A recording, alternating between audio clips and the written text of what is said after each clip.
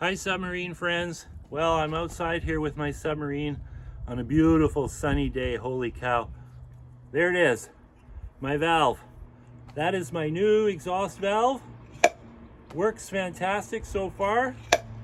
I'm going to make some kind of a spring to pull this down, but I'm not going to worry about that right now. I've got lots of other things to focus on, and this will just be it'll come to me what to do is what I'm saying, and then I'll just do it. So this goes right about here. It goes somewhere around there, so that pole with the light on top, that's my navigation light. That light, believe it or not, is a full ocean depth benthos deep sea light. I bought it on eBay. I bought 2 of them. That thing can go to the deepest spot in the ocean. That's amazing.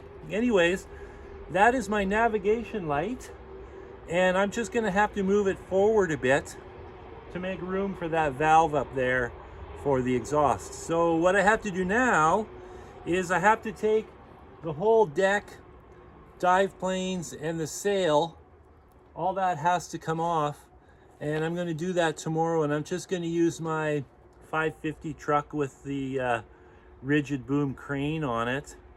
I could just park it on the other side, and I can run the controls from anywhere because it's on a cord, and then I can lift it and guide it as I go. The only thing I have to do, though, I'll show you. I just take this side cover off here.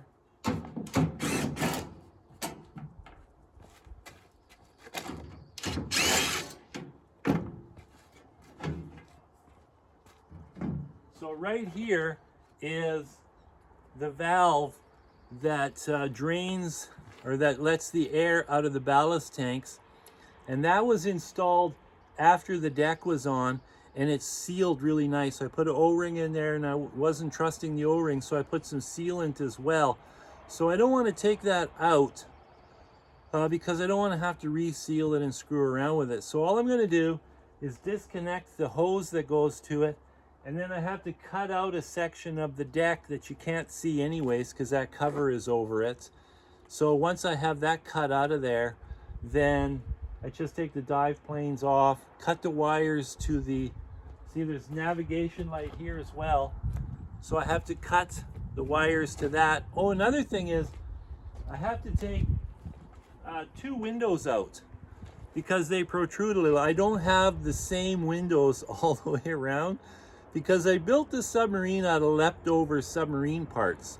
So I had 3 window frames of one style and 2 window frames of another style. And all the window frames are rated for hundreds and hundreds of feet, so they all work. So that's why that window right there sticks out a little more than the other windows. So you can't lift the deck and sail off with those 2 windows on because they protrude too much. So just take those windows off, undo the steering cables, a few things like that.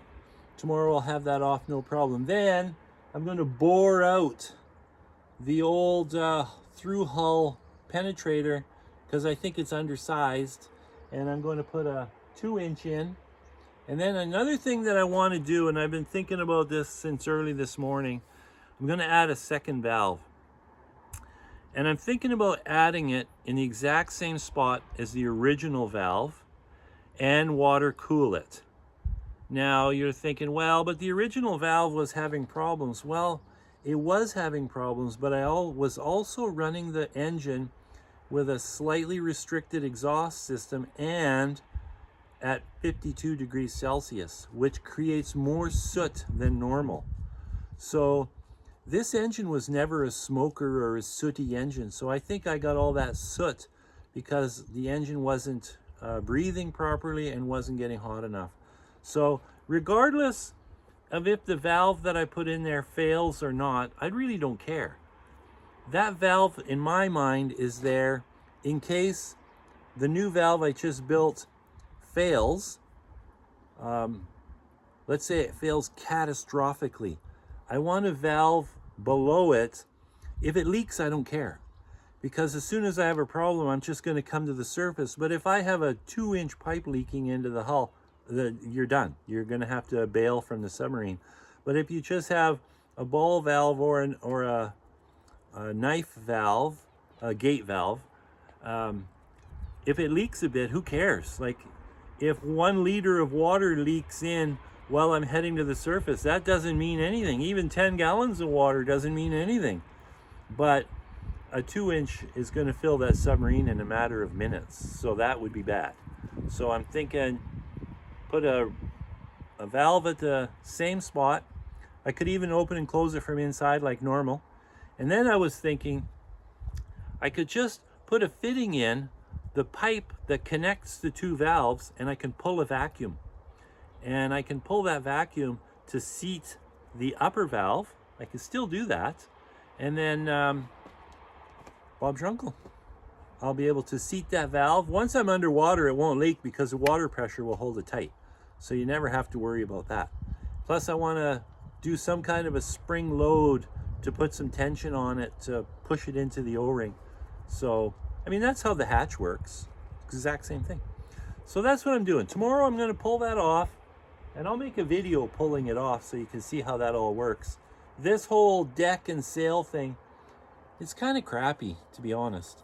But I built it to get the sub in the water and get using it and decide what I like.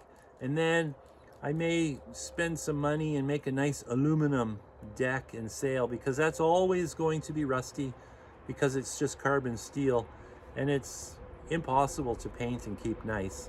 So, but I'll see. I don't know. We'll see. This works too. Doesn't have to be perfect, I guess. But anyways, that's the plan. That's what I'm working on. So, ciao.